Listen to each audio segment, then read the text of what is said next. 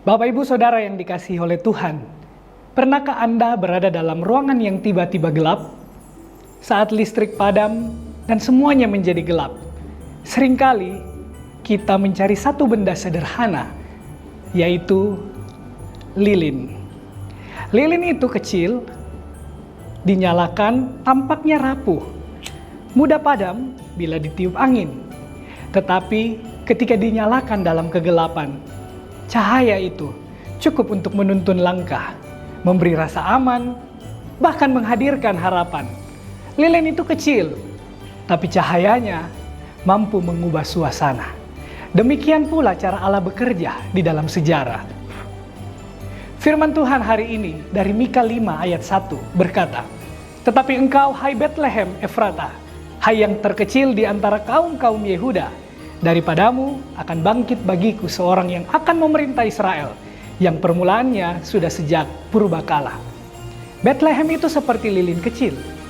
Kota kecil tidak diperhitungkan, tetapi Allah menyalakan terangnya dari sana untuk seluruh dunia.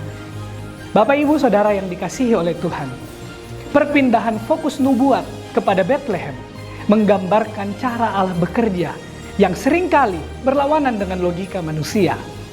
Allah memilih tempat yang kecil dan tidak dikenal sebagai lokasi kelahiran sang raja agar tampak jelas bahwa karya keselamatan bukan berasal dari kehebatan atau kekuatan manusia, tetapi berasal dari kuasanya yang tidak terbatas.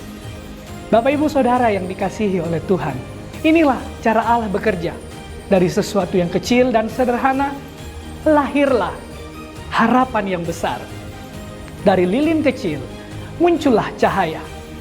Dari Betlehem, lahirlah Sang Mesias. Maka di masa Advent ini, kita dapat belajar 3 kebenaran dari Mika 5 ayat 1.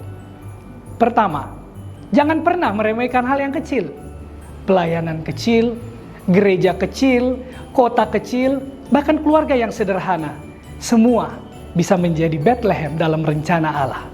Yang penting bukan besar atau kecilnya tempat itu, tetapi kelahiran Tuhan di dalamnya.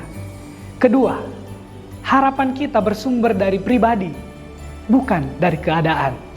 Harapan sejati tidak datang dari situasi politik, ekonomi, atau kekuatan manusia, melainkan dari Yesus Kristus, Raja yang lahir di Betlehem. Masa Advent ini mengajarkan kita untuk berharap bukan pada keadaan, melainkan kepada Dia yang datang. Yang ketiga, Allah dapat memakai hidup kita yang sederhana ini.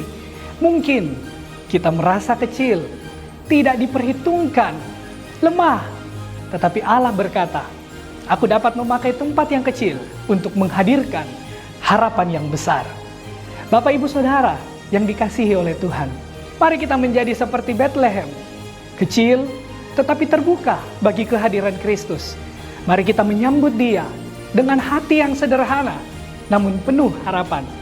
Nubuat Mika 5 ayat 1 menegaskan bahwa Allah tidak memilih Yerusalem, kota besar yang penuh kekuasaan dan kejayaan, melainkan Betlehem, kota kecil yang nyaris tidak diperhitungkan.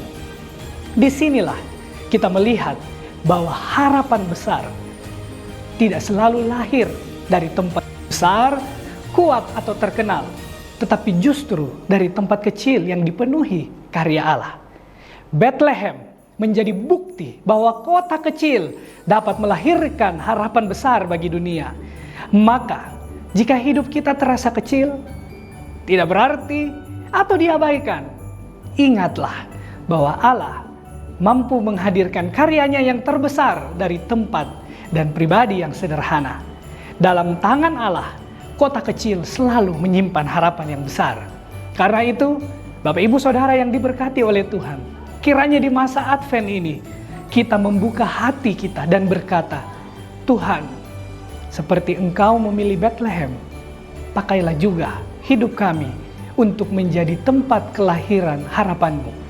Biarlah kita menanti bukan dengan gelisah, tetapi dengan iman, bukan dengan keraguan, tetapi dengan kesediaan. Sebab Sang Raja telah datang dari kota kecil untuk membawa harapan besar bagi dunia dan bagi kita semua. Amin.